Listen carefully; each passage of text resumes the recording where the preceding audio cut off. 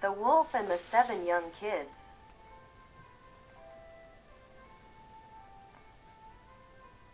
A fairy tale by the Brothers Grimm. There was once an old goat who had 7 little ones, and was as fond of them as ever mother was of her children.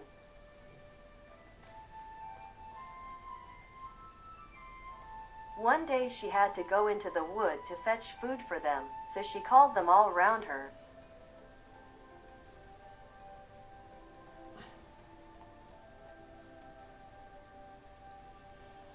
"Dear children," said she, "I am going out into the wood, and while I am gone, be on your guard against the wolf, for if he were once to get inside he would eat you up, skin, bones, and all." The wretch often disguises himself, but he may always be known by his hoarse voice and black paws.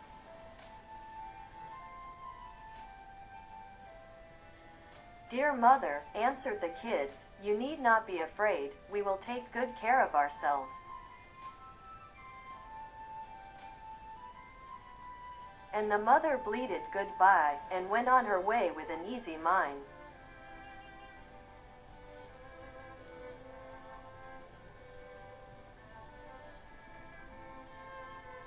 It was not long before someone came knocking at the house door, and crying out, "Open the door, my dear children, your mother is come back, and has brought each of you something." But the little kids knew it was the wolf by the hoarse voice.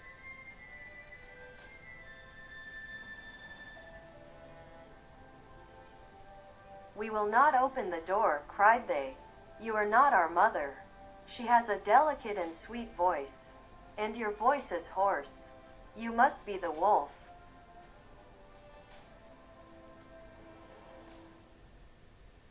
Then off went the wolf to a shop and bought a big lump of chalk, and ate it up to make his voice soft.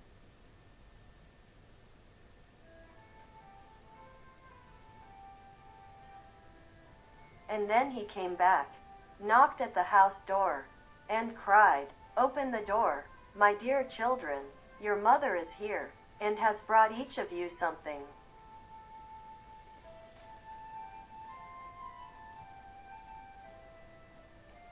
But the wolf had put up his black paws against the window, and the kids, seeing this, cried out, "We will not open the door. Our mother has no black paws like you. You must be the wolf." The wolf then ran to a baker. "Baker," said he, "I am hurt in the foot. Pray spread some dough over the place." And when the baker had plastered his feet, he ran to the miller. "Miller," said he, "strew me some white meal over my paws."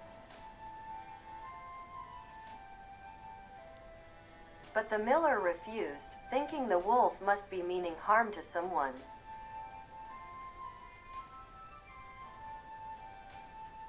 "If you don't do it," cried the wolf, "I'll eat you up."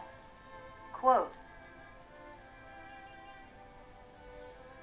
And the miller was afraid and did as he was told.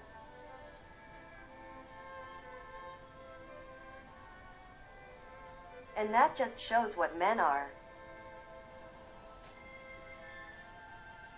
And now came the rogue the third time to the door and knocked. "Open, children," quote, cried he. "Your dear mother has come home, and brought you each something from the wood."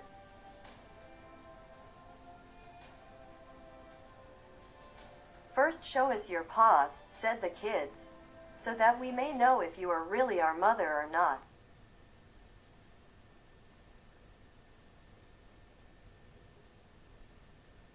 And he put up his paws against the window, and when they saw that they were white, all seemed right, and they opened the door.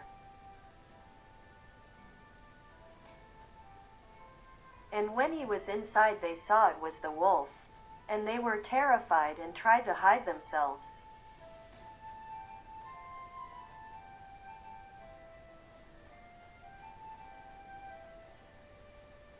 One ran under the table, the second got into the bed, the third into the oven, the fourth in the kitchen, the fifth in the cupboard, the sixth under the sink, the seventh in the clock case.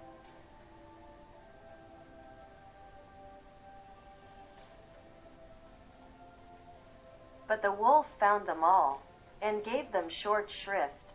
One after the other he swallowed down, all but the youngest, who was hid in the clock case.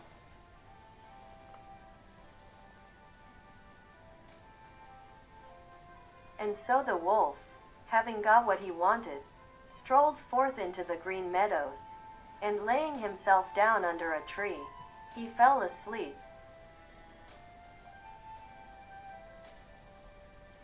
Not long after, the mother goat came back from the wood, and, oh,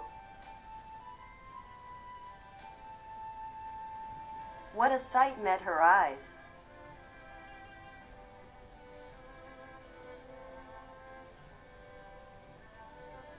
The door was standing wide open, table, chairs, and stools, all thrown about, dishes broken, quilt and pillows torn off the bed. She sought her children, they were nowhere to be found.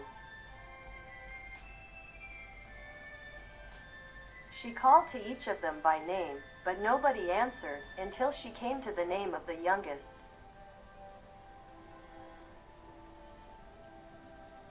"Here I am, mother," a little voice cried, "here, in the clock case." And so she helped him out, and heard how the wolf had come, and eaten all the rest. And you may think how she cried for the loss of her dear children.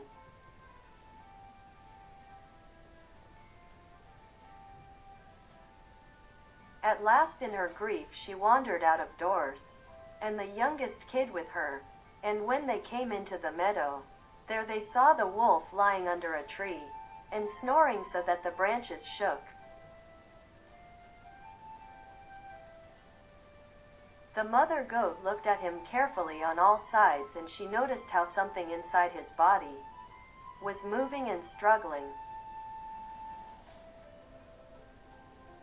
"Dear me," thought she, "can it be that my poor children that he devoured for his evening meal are still alive?" And she sent the little kid back to the house for a pair of shears and needle and thread.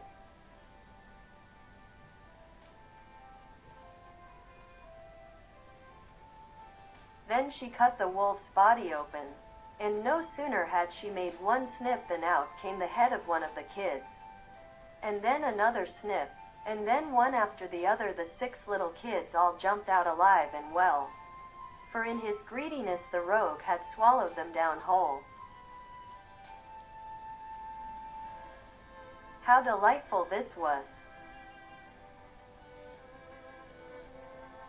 So they comforted their dear mother and hopped about like tailors at a wedding.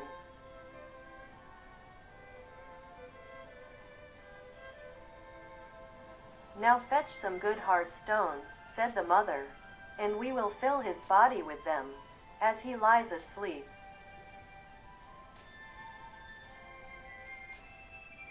And so they fetched some in all haste, and put them inside him, and the mother sewed him up so quickly again that he was none the wiser.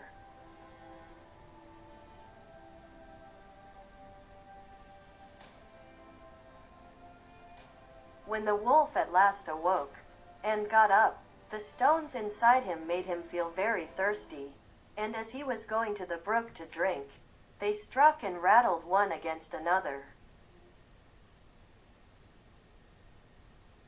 And so he cried out, "What is this I feel inside me knocking hard against my bones?" How should such a thing betide me? They were kids, and now they're stones.